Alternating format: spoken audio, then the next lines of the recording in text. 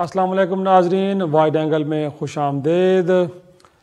नाजरीन, देखा जाए तो मुल्क के अंदर माशी अबतरी अपने अरूज पे है और इस दौरान दो सूबों में असम्बलियाँ भी तहलील हुई। अब काफ़ी वक्त गुजर चुका है, गोया कि खैबर पख्तूनख्वा और पंजाब के अंदर निगरान सेटअप आ चुके हैं। और अगरचे इलेक्शन कमीशन ने खतूत के ज़रिए ये एक इंटेंशन शो किया है कि अब 90 दिन कर इंतखाबात की तरफ बढ़ा जाए, लेकिन निगरान हुकूमतों की जानिब से अभी तक कोई जवाब नहीं मिल पाया। तो गोया असम्बलियाँ तहलील होने के बाद इलेक्शन करीब होने के बजाय दूर होते हुए नज़र आ रहे हैं। और साथ में फवाद चौधरी साहब की गिरफ़्तारी के बाद लगता ये है कि तहरीक इंसाफ के लिए भी अब मुश्किलात शुरू होने जा रही हैं। और इस दौरान इमरान खान साहब को बतौर साबिक़ वज़ीर-ए-आज़म जो एक सिक्योरिटी फराहम की गई थी इस्लामाबाद, लाहौर और खैबर पख्तूनख्वा में, उसे भी वापस बुला लिया गया है। इस दौरान हमने देखा कि मरीम नवाज़ साहिबा बिलाखिर पाकिस्तान पहुंच चुकी हैं। अब देखना ये है कि इलेक्शन होने जा रहे हैं अगर, तो इस दौरान क्या वो इमरान खान साहब को टफ़ टाइम दे पाएंगी कि नहीं। और जो मौजूदा सूरत हाल है नाज़रीन, इसमें कहीं गुफ्तगू का इम्कान मौजूद है, कोई अफ़वाम व तफ़हीम की गुंजाइश अभी बाकी बची है। और अगर ऐसा है तो डॉक्टर अलवी साहब सदर पाकिस्तान के जो माजी करीब में भी इस हवाले से कुछ अहम किरदार अदा करते हुए नज़र आए हैं, क्या अब भी कोई उनका किरदार बाकी है कि नहीं। इस सारी सूरत हाल पर गुफ्तगू करेंगे। और आज हमारे साथ फिर से मौजूद इम्तियाज़ गुल साहब, सीनियर सहाफ़ी, तजज़ियाकार। बहुत शुक्रिया सर अगेन वक्त देने के लिए। सर, जैसे मैंने अपने इब्तिदाई में भी कहा, लग तो ये रहा था कि जब खैबर पख्तूनख्वा और पंजाब की असम्बलियाँ चली जाएंगी तो लामहला तौर पे मरकज़ में जो कौमी असम्बली है शायद उसको भी तहलील करना पड़े और PDM की हुकूमत के पास एक ही ऑप्शन बाकी बचेगा कि इलेक्शन की तरफ जाया जाए। लेकिन बड़ी हैरान कुन बात है कि उस कौमी असम्बली में जहाँ पे वो तहरीक इंसाफ से कह रहे थे कि उनके 125 MNAs वापस आ जाएँ, अपना आइनी कानूनी पार्लिमानी रोल प्ले करें, बिलावल भुट्टो से लेके क्या शहबाज शरीफ साहब, दीगर रहनुमा, लेकिन ऑल ऑफ सडन हमने देखा कि 113 लोगों के इस्तीफ़े भी मंजूर हो गए, उनको वहाँ से भी फारिग कर दिया गया। और अब बातें ये हो रही हैं कि जो निगरान सेटअप है उसको शायद तवालत देने जा रही है हुकूमत वक्त। वजह यह है कि मुल्क के जो माशी हालात हैं बड़े अबतर हैं। एक दिन में 24-25 रुपये 30 रुपये डॉलर की कीमत में इजाफा हो रहा है। IMF प्रोग्राम के बारे में अभी तक अनसर्टेनिटी है। कंडीशंस को पूरा करने जा रहे हैं तो शायद पेट्रोल, गैस, बिजली की कीमतें और बढ़ाएंगे। तो वो कह रहे हैं कि जी हमने तो अपना पॉलिटिकल जो कैपिटल था उसको तो बिल्कुल एट स्टेक रख दिया है, तो बेहतर ये है कि कुछ बेहतर करके जाएँ, उसके बाद इलेक्शन तरफ जाया जाए। तो शाखा नवासी साहब का भी साउंड बाइट आपको बाद में सुनवाएंगे। अब तो इशारे बड़े वाज़ेह हैं सर, कोई इलेक्शन नहीं होने जा रहा। सूरत हाल अब जाएगी किस तरफ?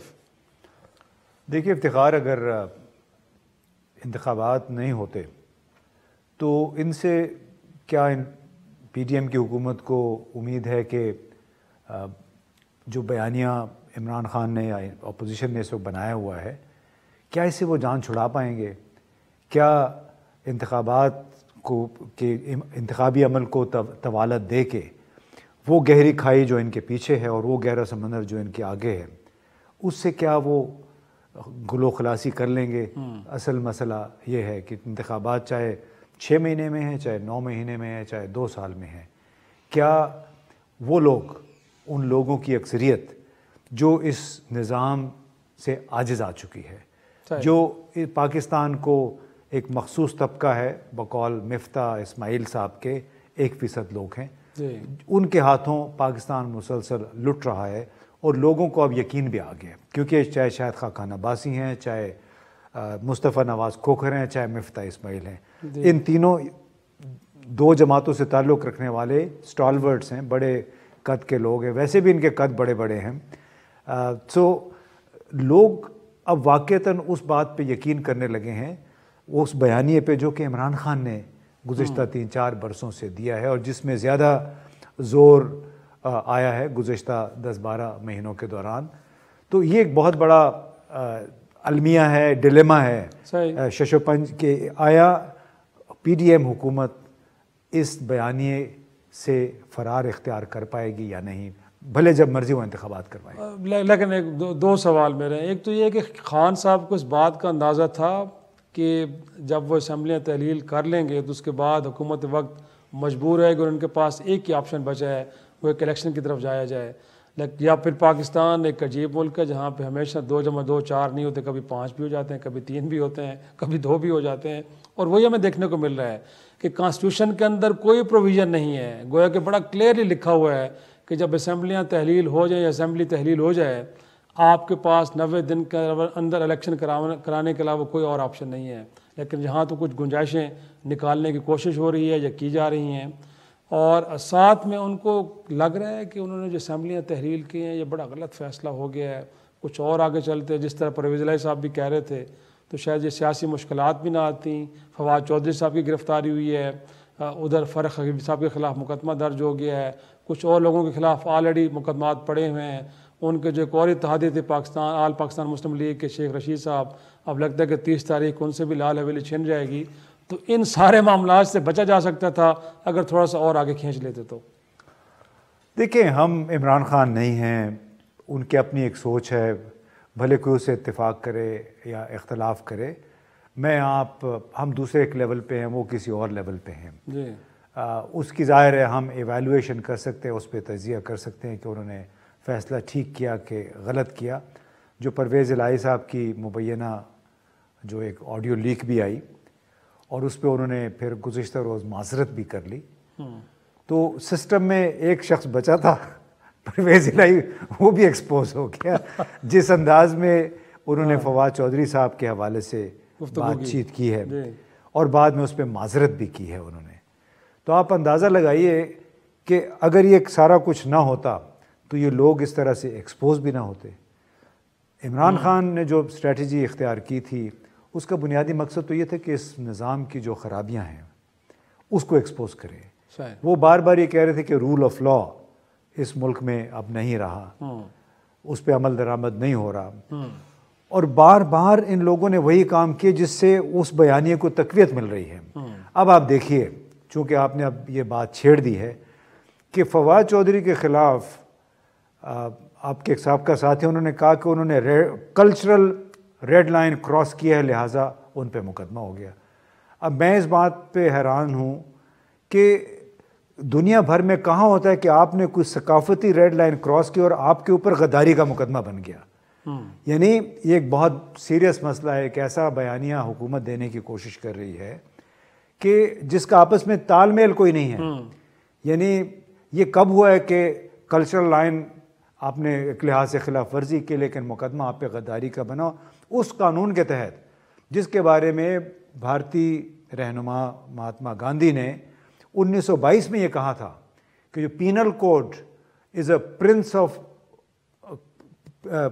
آف پینل کوڈ, یعنی یہ قانون جو غداری سیکشن 124A, یہ ایسا قانون ہے جو شخصی آزادیوں کو دبانے کے لیے کچلنے کے لیے بنایا گیا ہے, غلاموں کے لیے بنایا گیا ہے. اور 150 برس گزرنے کے باوجود ہم آج بھی اس قانون کو استعمال کر رہے ہیں صرف اس بات پہ کہ جی الیکشن کمیشن ایک منشی ہے, منشی کا کردار ادا کر رہا ہے. یہ قانون بھارت پہ اس پہ قدغن لگ چکی ہے سپریم کورٹ نے, ہم نے پہلے بھی اس میں ڈسکس کیا تھا. برطانیہ میں, امریکہ میں, یہاں تک کہ سوڈان اور نائجیریا میں یہ قانون ختم ہو چکا ہے, لیکن ہماری ہر حکومت نے اس کو اپنے مخالفین کے خلاف استعمال کیا ہے. میں صرف یہ نہیں کہ عمران خان یا اس کے ساتھیوں کے خلاف بلکہ ان کے دور میں دوسری جماعتوں کے لیڈروں کے خلاف بھی استعمال. اور اس کے تحت آپ دیکھیں گے سابقہ وزیر جو کہ GHQ میں بھی بیٹھا ہوگا, ISI میں بھی گیا ہوگا, اس کو آپ نے ہتھ کڑی لگا دی ہے. یعنی وہ ایک تصویر فواد چودھری کی ہتھ کڑی لگے ہوئے, اب کیا پاکستان کی نیک نامی کا سبب بنا ہے وہ تصویر. پھر آپ نے فاروق حبیب کا ذکر کیا, اس پہ کہا گیا کہ اس نے کار سرکار میں مداخلت کی ہے. بھئی کار سرکار میں مداخلت پہ وہ مجبور اس لیے ہوا کہ 2 مرتبہ لاہور ہائی کورٹ کہہ چکی تھی کہ آپ اس کو پیش کریں یہاں پہ, اور یہ لوگ نکالنا چاہ رہے تھے کہ ہم ٹول پلازا کراس کر لیں گے تو ہم لاہور ہائی کورٹ کی جورسڈکشن سے اس کو نکال لیں گے.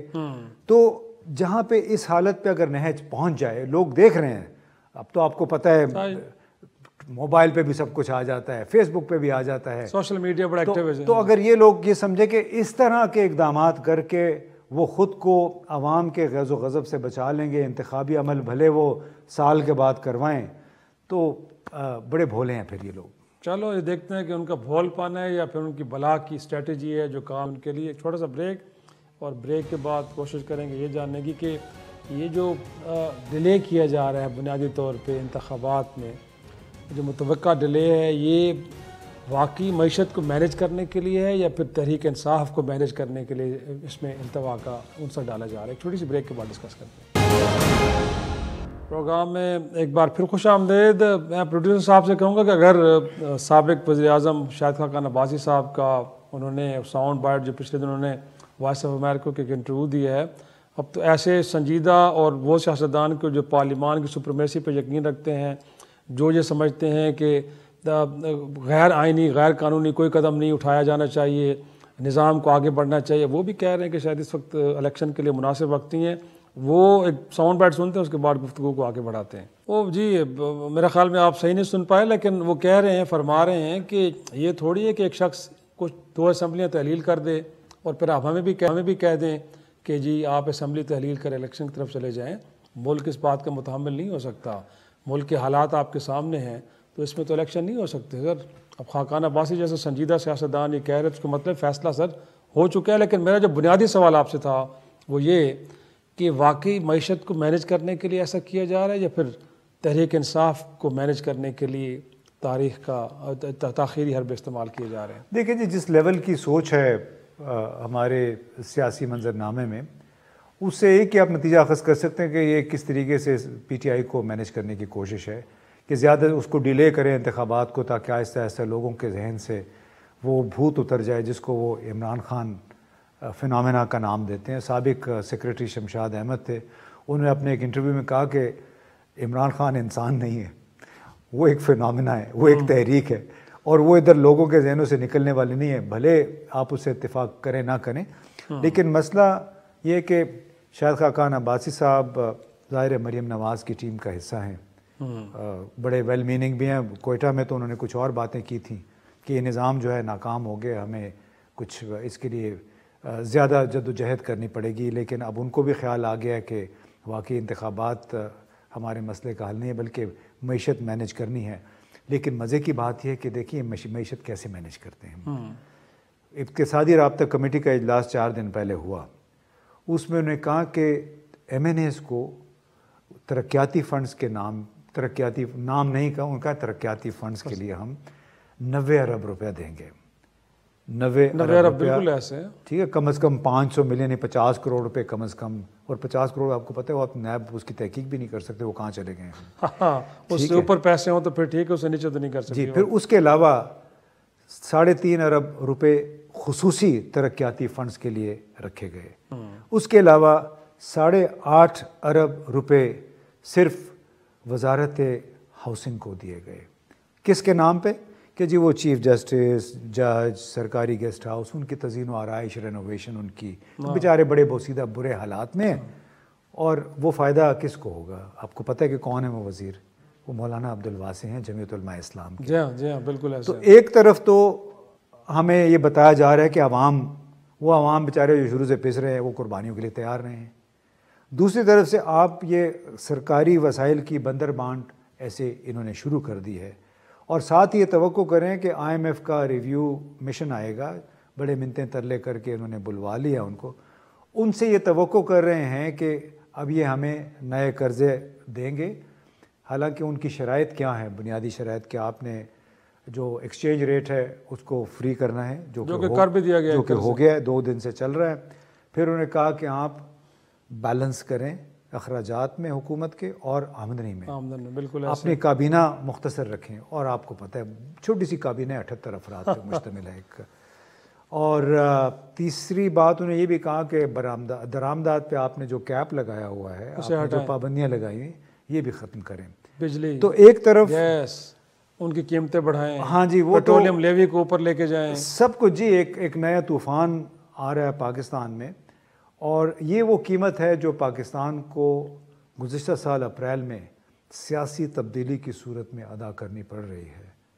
سیدھا یہ اس سیاسی تبدیلی کی قیمت ہے، کیونکہ 3-4 مہینے جو غیر یقینی میں گزرے جب انہوں نے اقتدار سنبھالا، اس کے بعد انہوں کچھ سمجھ نہیں آ رہی تھی، اب تک سمجھ نہیں آ رہی تھی، کیونکہ ان کو خیال تھا کہ وہ سپر مین اسحاق ڈار صاحب آئیں گے، وہ ہماری معیشت سنبھال لیں گے۔ آپ کو پتہ کتنی انہوں نے بڑکیں ماری تھیں کہ میں IMF کو ڈیل کرنا چاہتا ہوں، میں چلا ہوں تو اس سے 10 روپے نیچے آ گیا، اور میں 200 چلا ہوں کہتے ہیں۔ ہاں بلکہ ان کا بڑا مشہور وہ ساؤنڈ بائٹ ہے کہ میں جو ہی چلا ہوں تو ڈالر 10 روپے نیچے آ گیا۔ اب ان سے پوچھے کہ ڈالر کو آپ 10 روپے اور نیچے اگر لے آئیں موجودہ حالات سے تو بھی بڑا آپ کا کارنامہ ہوگا۔ ایسے لگ رہا تھا کہ جیسے اسحاق ڈار صاحب خود 4-5 ارب ڈالر اپنی جیب سے لا کے ہمارے اکاؤنٹ میں ڈالیں گے پاکستان کے، اور آٹومیٹیکلی وہ، اور انہوں نے مسلسل گریزہ تھے وہ کہ IMF کی بات ہم نے نہیں مانی۔ انہوں نے یہ کہا کہ ہم ان کی ڈکٹیشن نہیں مانیں گے، لیکن وہ اب انہوں نے خود ہی، آپ کو معلوم ہے نا کہ جو وزیر آئے تھے، نائب وزیر تھے برائے ایشیا امریکہ کے، ان سے منتیں کیے کہ آپ IMF کے ساتھ ہمارے ڈیل کروا دیں، ساتھ میں ان کو وہ تو جنرل باجوہ صاحب نے بھی منت کی تھی نا سر، جو پہلے نہیں، لیکن انہوں نے تو باقاعدہ دیکھیں، پہلے انہوں نے کہا کہ میں سپر مین آپ کے ساتھ، آپ کی شرائط ہم نہیں ہم بتائیں گے کہ کیسے ڈیل کرنا ہے IMF کو۔ ابھی انہوں نے وہ جو کیٹروپ نامی وزیر تھے، جی بالکل ان سے کی ہے، وہ تو اخبارات میں بھی اس میں انہوں نے یہ کہہ دیا ریکویسٹ کی ہے کہ کہ ہم اپنا آپ سے IMF کے ساتھ کیا گیا ہر وعدہ پورا کریں گے۔ یعنی امریکہ کے نائب وزیر کو بنیادی طور پہ وہ گریڈ 21 کا ایک افسر ہے، اس کو یہ کہہ رہے ہیں کہ آپ ہماری مدد کریں۔ تو جس نظام حکومت میں اس طرح کال و فعل کا تضاد ہو، جن لوگوں کو سمجھ نہیں آ رہی کہ وہ اس وقت کن حالات سے ڈیل کر رہے ہیں، وہاں پہ ناگزیر ہے حالات مزید خراب ہونے کا، ناگزیر ہے عدم استحکام، غیر یقینی صورتحال کا جاری رہنا، ناگزیر ہے تو قیمتوں کا ایک سونامی آنا۔ لیکن امتیاز صاحب وہ تو فرماتے ہیں کہ ہم جب گئے تھے تو پاکستان کو دنیا کی 24ویں معیشت کے طور پہ چھوڑ کے گئے تھے، اب خیر سے 47ویں معیشت بن گئی ہے۔ ساتھ میں وہ کہہ رہے تھے کہ باقی چیزوں کے اندر بھی یہ حالات نہیں تھے کہ جو اس وقت ہیں، اور مور امپورٹنٹلی وہ کہہ رہے ہیں کہ جی بارودی سرنگ تو خان صاحب بچھا کے گئے تھے، ایک بڑا ان پاپولر ایگریمنٹ IMF کے ساتھ کیا، ساری ان کی شرائط مانی، عوام پہ جو بوجھ ڈال آج آپ پڑ رہے ہیں وہ تو تحریک انصاف کی وجہ سے پڑ رہا ہے۔ تو کہہ رہے ہیں ہم تو اسی پروگرام کو لے کے آگے بڑھیں کیونکہ آپشن کوئی نہیں ہے، تو انہیں الزام اب مورد الزام ٹھہرائیں کہ جی سب کچھ تحریک اپنا نون لیگ کر رہی ہے، PDM کی حکومت کر رہی ہے، پروگرام تو سر پہلے سے چل رہا ہے، کہیں نہ کہیں وزن تو نظر آتا ہے ان کی گفتگو میں۔ سر انہوں نے 2 باتیں ضرور مانی کہ ہاں جی آپ کے PTI کے دور میں ضرور 6.1 گروتھ ریٹ ہوا تھا، انہوں نے یہ بات ضرور مانی ہے کل کی پریس کانفرنس میں کہ ہاں جی ترسیلات زر میں ریکارڈ اضافہ ہوا۔ انہوں نے یہ بھی بات مانی کہ پاکستان کی برآمدات میں ریکارڈ اضافہ ہوا ہے جو پچھلے 10 سال میں نہیں ہوا تھا۔ اگر یہ ایسا ہی تھا تو اس کے علاوہ باقی باتیں ہیں وہ تو ایسی ہیں جو گزشتہ کم از کم 2008 کے بعد کی بد انتظامی کے باعث ہوئی ہیں۔ 2008 میں آپ اندازہ کیجئے کہ ہمارا جو غیر ملکی قرضہ تھا نا، وہ سمجھے کہ اس لیول پہ تھا 2008 میں۔ پیپلز پارٹی کے بعد اور بعد میں PMLN کی حکومت آئی تو پھر اس طرح چلا گیا ہے۔ اب ظاہر ہے جب آپ قرضہ لیتے ہیں تو اس کو آپ نے واپس بھی کرنا ہوتا ہے، اس پہ آپ نے سود بھی ادا کرنا ہوتا ہے۔ تو 2018 میں جب PTI کی حکومت آئی تھی، اور یہ سارا موجود ہے باقاعدہ ڈاکومنٹڈ ہے کہ 2018 تک یہ قرضے کا گراف یہاں سے ادھر چلا گیا تھا۔ اس کے بعد اب اس کی واپسی کے لیے آپ کو سالانہ 15-16 ارب ڈالر آپ کو قرضہ لینا ہے، کیونکہ واپس کرنا ہے آپ نے، یعنی پرانے قرضے لینے کے لیے آپ نئے قرضے لیں گے۔ اور یہ لوگوں کو اس طرح بڑے افسوس کی بات اس انداز میں گمراہ کرتے ہیں کہ جی آپ نے ایک ریکارڈ قرضہ لیا۔ بھئی ریکارڈ قرضہ اس لیے لیا کہ آپ نے ریکارڈ قرضے لے کے قرضے کا پہاڑ بڑا کیا، اس کو واپس کرنے کے لیے آپ کو ریکارڈ قرضے لینے تھے، اگر نہ لیتے تو پھر آپ ڈیفالٹ ہوتے۔ جھوٹ اور سچ کا ایک امتزاج ہے۔ عوام بیچارے سن کے ساری باتیں، اسی لیے تو لوگ ان سے عاجز آئے ہوئے ہیں کہ جھوٹ سن کے میرا خیال ہے اب مزید جھوٹ سننے کی ان میں سکت نہیں ہے۔ اور اب آپ دیکھیں گے کہ کس طرح جو IMF کے ساتھ ہمارے مذاکرات بھی ہونے ہیں، اس کا دائرہ صرف ہمارے آپ تک نہیں ہے، اس کا دائرہ صرف ہماری سویلین حکومت تک نہیں ہے، اس کا دائرہ اس وقت حکومت پاکستان، ریاست پاکستان کے تمام اداروں تک بڑھے گا۔ جو عیاشیوں کا سلسلہ 40-50 برس سے جاری ہے تمام ڈپارٹمنٹس میں، پتہ نہیں اب تمام سے مراد کیا، مجھے چھوٹی سی بریک کے لیے کہا جا رہا ہے، بڑے کو آپ اشارے کے نام میں گفتگو کریں، لیکن اس کو تھوڑا سا اور چاہیں گے کہ کلیئرٹی دیں کہ امتیاز صاحب کہنا کیا چاہ رہے ہیں۔ بریک سے واپس آئیں گے تو گفتگو کریں گے۔ پروگرام میں ایک بار پھر خوش آمدید۔ امتیاز صاحب، IMF پروگرام کے ساتھ تو بہت ساری شرائط جڑی ہیں، گویا کہ جیسے ہم بریک سے پہلے کہہ رہے تھے کہ بجلی کی قیمتیں بھی بڑھانی ہے آپ نے, گیس کی قیمتیں بھی بڑھانی ہیں, پیٹرولیم لیوی جو آپ ابھی تک شاید 35 روپے تک لے رہے ہیں ڈیزل پہ, اس کو بھی 50 روپے تک لے کے جانا ہے, اور شاید کچھ نئے ٹیکسز ود ہولڈنگ ٹیکس بھی کہتے ہیں بڑھایا جا رہا ہے بالخصوص ریل اسٹیٹ کے حوالے سے. تو آپ کسی ایک اور شرط کا بھی ذکر کر رہے ہیں سر, یہ کہاں سے آئی؟ یقینی طور پہ بہت ساری شرائط ایسی ہوتی ہیں کہ جو رپورٹ نہیں ہو رہی ہوتی, ذکر نہیں ہوتا بٹ ہوتی ہیں وہ. دیکھیے افتخار, پاکستان اس حالت کو کیوں پہنچا ہے؟ وہ اس لیے کہ ہم قرضے لے لے کے اپنے اخراجات کرتے رہے, قرضے لے لے کے منصوبے بنا رہے ہیں, سڑکیں بنا رہے ہیں, گاڑیاں امپورٹ کر رہے ہیں. تو وہ ہوتے ہوتے آج حالت یہ آ گئی, کوئی بھی ملک 23 پروگراموں کے لیے IMF کے پاس نہیں گیا. پاکستان کی ڈسٹنکشن ہے کہ ہم 23ویں پروگرام, قرضے کا پروگرام کے لیے اس کے پاس گئے ہیں. اور بنیادی وجہ یہ ہے کہ ہم اپنی آمدنی سے زیادہ اخراجات ہم نے کیے ہیں. دوسری وجہ یہ ہے کہ ہم نے ملک کے اندر جو روایتی ہماری برآمدات ہیں اس سے ہم بڑے نہیں ہیں, اس کو ڈائیورسیفائی نہیں کیا ہے.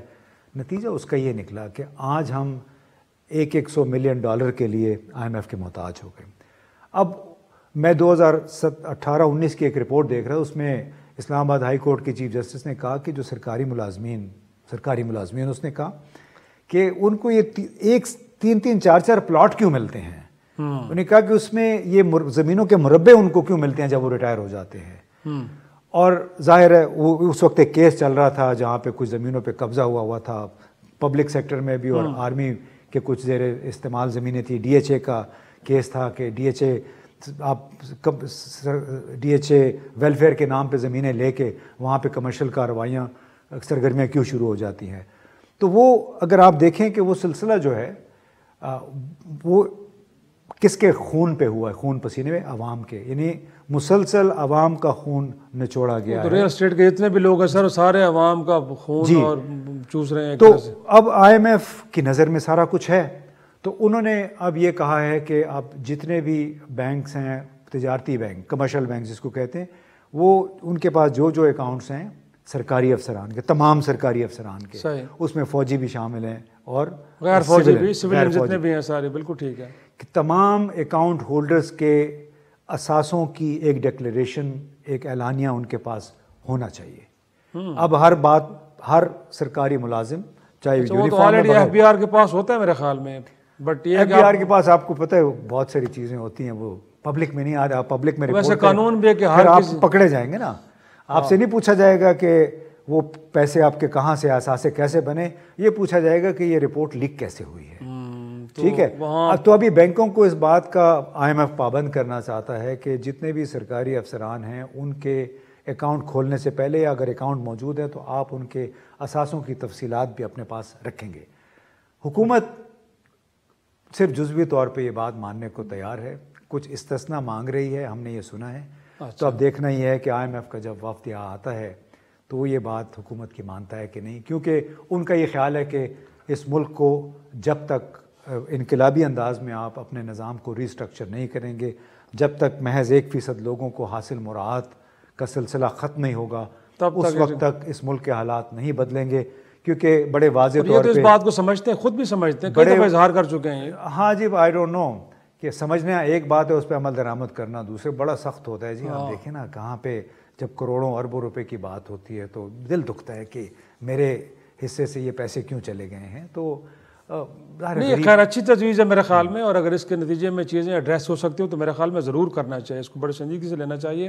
لیکن سر سیاسی فضا تو ابھی تک بھی بڑی کشیدہ اور بڑی ایک طرح سے عجیب و غریب ہے.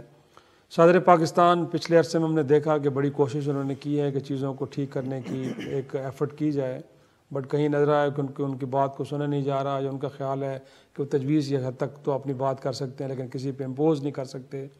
اب آپ کو لگتا ہے کہ سر ابھی بھی خطرات ٹلے تو نہیں ہیں؟ ملک کی جو صورتحال اس وقت ہم ڈیبیٹ کر رہے ہیں وہ تو تقاضا کر رہی ہے کہ آپس میں مل بیٹھا جائے, گفتگو کی جائے اور کوئی درمیانی راستہ نکالا جائے.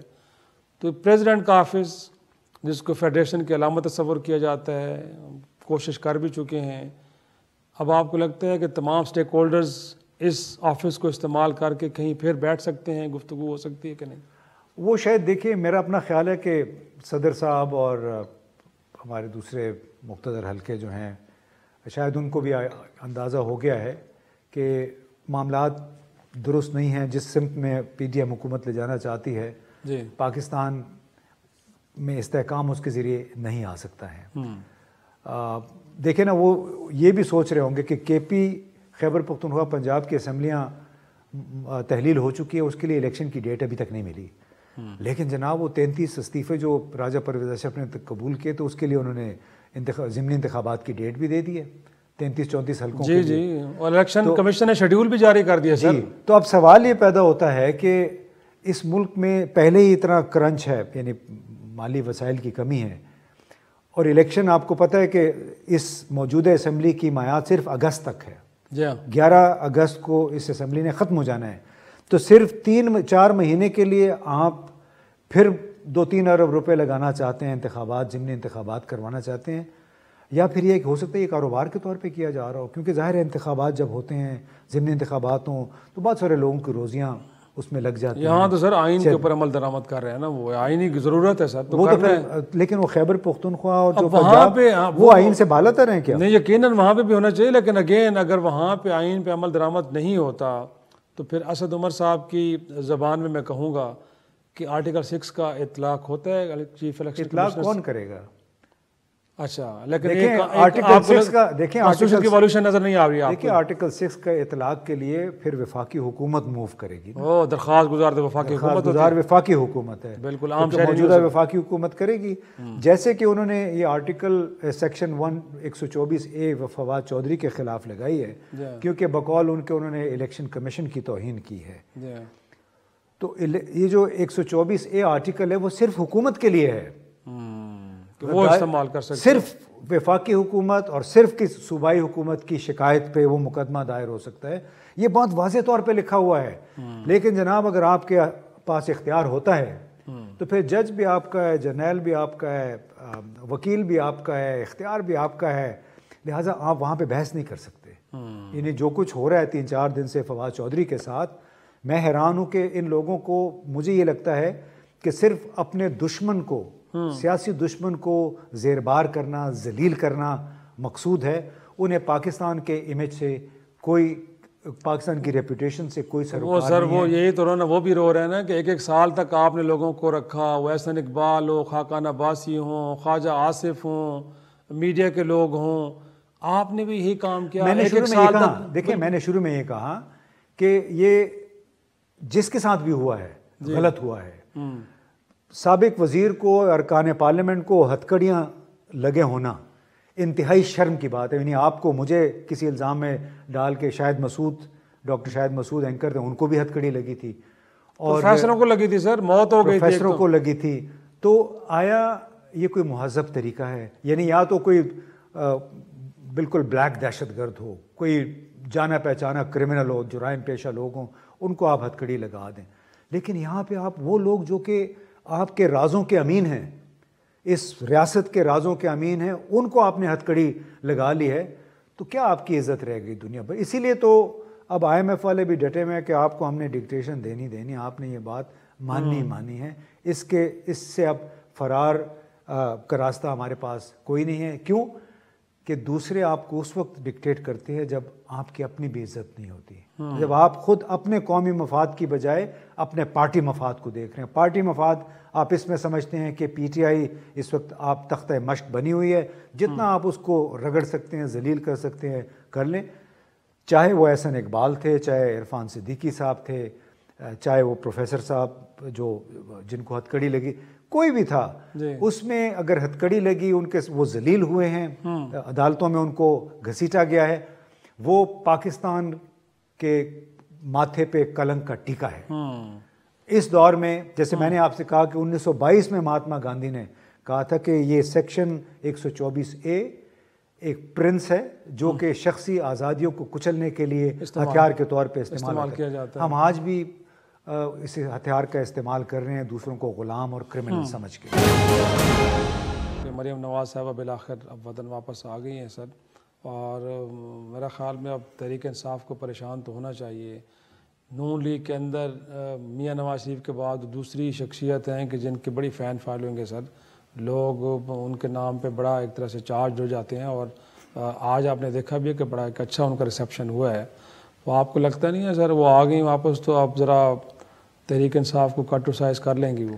دیکھیے تحریک انصاف کو کیا کریں گے وہ، یعنی ابھی وہ میں سن رہا تھا حامد میر صاحب نے جیو ٹی وی پہ بڑے نپے تلے انداز میں، بڑے اچھے انداز میں یہ کہا، انہوں نے کہا کہ نواز شریف صاحب کو اگر اتنا ہی زوم ہے تو وہ خود آ جائیں اور پنجاب میں کہیں باہر نکل کے دکھا دیں۔ اچھا، تو اب سوال یہ نہیں ہے کہ مریم صاحبہ یا شریف صاحب یا عمران خان، سوال یہ ہے کہ کیا پاکستان معاشی اور سیاسی جو گرداب ہے اس میں سے نکل پائے گا؟ اس میں سے اکیلا کوئی ایک پارٹی نہیں نکال پائے گی۔ اس کے لیے جب تک اتفاق رائے نہیں ہوگا، جب تک ایک نیا چارٹر، نیا میثاق نہیں ہوگا، وہ ہوگا نئے پارلیمنٹ کے ذریعے۔ اور بہت سارے دوست ممالک نے بھی کہا ہوا ہے کہ نئی حکومت کے آنے تک اب بہت مشکل ہوگا، نئی کمٹمنٹس نہیں ہوں گی۔ تو ان لوگوں کو بجائے اس کے کہ میں تو حیران رہ گیا اسحاق ڈار صاحب پہ کہ انہوں نے جو گزشتہ روز لمبی چوڑی پریس کانفرنس کی، وہ بھی توشہ خانے پہ آ گئے۔ انہوں نے کہا کہ آپ نے اربوں روپے کے ہیرے اور انگوٹھیاں اور پتہ نہیں گھڑیاں لے لی ہیں۔ پارٹی بیانیہ نظر اس کے ساتھ تو کھڑا ہونا۔ میں حیران رہ گیا کہ پارٹی بیانیہ اگر یہی ہے تو کیا پاکستان کو وہ اس مسئلے سے نکالنا چاہتے ہیں یا عمران خان کو مائنس کرنا چاہتے ہیں؟ یعنی ان کا مطمع نظر پاکستان کے 22 کروڑ عوام کے مسائل کا حل ہے یا عمران خان کو فارغ کرنا ہے؟ مجھے تو اسحاق ڈار صاحب کی باتیں سن کے یہی لگا کہ ان کا واحد، شاید ان لوگوں کو خواب میں بھی عمران خان آتا ہوگا، حالانکہ وہ جن مسائل کا ذکر کر رہے ہیں آپ ان مسائل کو حل کرنے کی کوشش کریں۔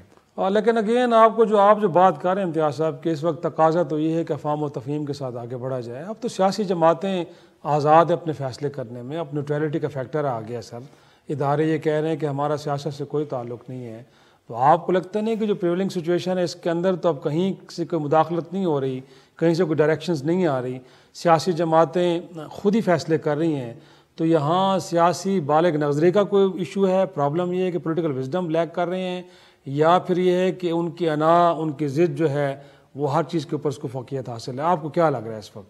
افتخار صاحب آپ ہی اتنے تجربہ کار ہیں، آپ خواہ چھیڑخانی کر رہے ہیں۔ نہیں میں تو سر وہ آپ جیسے آپ دیکھیں کہ 8-10 دن پہلے خانہ کعبہ سے ایک ویڈیو آیا تھا، 2 ہفتے پہلے، وہ ویڈیو آپ نے بھی دیکھا ہوگا، اور اس کے بعد آپ نے دیکھ لیا کہ وزیر اعلیٰ کون بنا ہے، تو آپ کیا اس بات پہ یقین کرتے ہیں کہ واقعی کوئی نیوٹرل ہے؟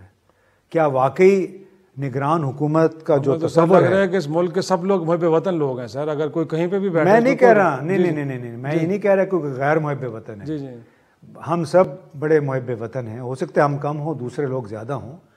میں تو یہ کہہ رہا ہوں کہ ایک ویڈیو آئی، اس میں آپ نے چہرے دیکھے، ان میں سے ایک چہرہ پھر چیف منسٹر بن گیا ہے، تو میں یہ کہہ رہا ہوں کہ جو تصور ہے نگران حکومت کا کہ جس میں وہ لوگ ہوں گے وزیر اعظم یا وزیر اعلیٰ اور وزیر جو نہ آپ کے دوست ہیں نہ میرے دوست ہیں، معتبر لوگ ہیں، لیکن ہو سکتا ہے ان کی نظر میں معتبر ہو لیکن دوست بھی ان کے ہوں گے۔ ممکن ہے سر آپ کے بارے میں بھی اچھی رائے ہو تو اگلی دفعہ آپ ممکن ہے کسی نگران سیٹ اپ میں بیٹھے ہو تو پھر آپ پہ لوگ شک کریں گے کہ لیکن مجھے تو کسی ادارے کے لیے کام کر رہے ہیں یا ریاست کے لیے کام کر رہے ہیں۔ مجھے تو نہ آج تک کوئی سرکاری دورے پہ لے کے گیا، نہ میں خانہ کعبہ کسی عظیم شخصیت کے ساتھ داخل ہوا ہوں، مجھے تو کبھی کسی نے نہیں کہا ہے، لہٰذا ہم تو اس کھاتے میں نہیں آتے۔